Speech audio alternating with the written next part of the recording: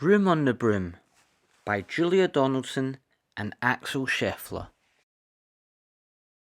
The witch had a cat and a very tall hat, and long ginger hair, which she wore in a plait. How the cat purred and how the witch grinned, as they sat on their broomstick and flew through the wind. But how the witch wailed and how the cat spat, when the wind blew so wildly, it blew off the hat. Down! Cried the witch, and they flew to the ground. They searched for the hat, but no hat could be found. Then out of the bushes, on thundering paws, there bounded a dog, with the hat in his jaws. He dropped it politely, then eagerly said, as the witch pulled the hat firmly down on her head, "I am a dog, as keen as can be. Is there room on the broom for a dog like me?" "Yes," cried the witch, and the dog clambered on. The witch tapped the broomstick, and whoosh, they were gone. Over the fields and the forests they flew. The dog wagged his tail, and the stormy wind blew. The witch laughed aloud and held on to her hat, but away blew the bow from her long ginger plait. "Down!" cried the witch, and they flew to the ground. They searched for the bow, but no bow could be found. Then out from a tree, with an ear-splitting shriek, there flapped a green bird with the bow in her beak. She dropped it politely and bent her head low, then said, as the witch tied her plait in a bow, "I am a bird, as green as can be. Is there room on the broom for a bird like me?" "Yes," cried the witch, so the bird fluttered on. The witch tapped the broomstick, and whoosh, they were gone.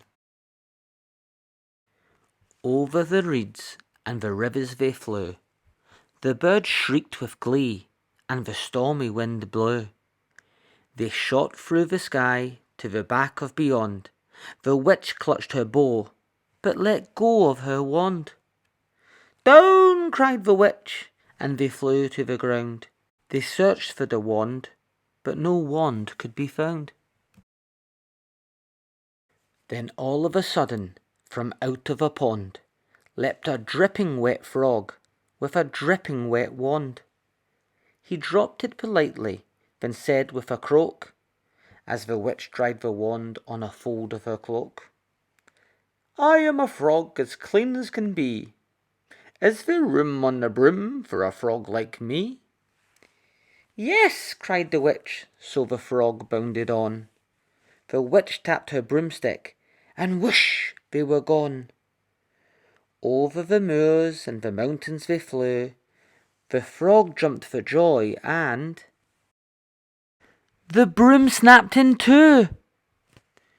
Down fell the cat and the dog and the frog. Down they went tumbling into a bog. The witch's half broomstick flew into a cloud, and the witch heard a roar that was scary and loud. "I am a dragon as mean as can be, and I'm planning to have witch and chips for my tea." "No!" cried the witch, flying higher and higher. The dragon flew after her, breathing out fire. "Help!" cried the witch, flying down to the ground. She looked all around, but no help could be found. The dragon drew nearer, and licking his lips, said, "Maybe this once I'll have witch without chips."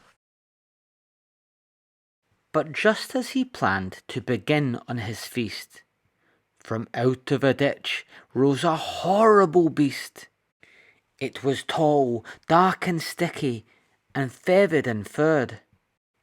It had 4 frightful heads, it had wings like a bird, and its terrible voice, when it started to speak, was a yowl and a growl, and a croak and a shriek. It dripped and it squelched as it strode from the ditch, and it said to the dragon, "Buzz off, that's my witch." The dragon drew back, and he started to shake. "I'm sorry," he spluttered. "I made a mistake. It's nice to have met you, but now I must fly." And he spread out his wings and was off through the sky. Then down flew the bird, and down jumped the frog. Down climbed the cat, and phew, said the dog. "And thank you, oh thank you," the grateful witch cried. "Without you, I'd be in that dragon's inside." Then she filled up her cauldron and said with a grin, "Find something, everyone, throw something in." So the frog found a lily, the cat found a cone, the bird found a twig, and the dog found a bone. They threw them all in, and the witch stirred them well. And while she was stirring, she muttered a spell. "Ickety, zickety, zackety, zoom!" Then out rose a truly magnificent broom, with seats for the witch and the cat and the dog, a nest for the bird, and a shower for the frog. "Yes!" cried the witch, and they all clambered on. The witch tapped the broomstick, and whoosh, they were gone.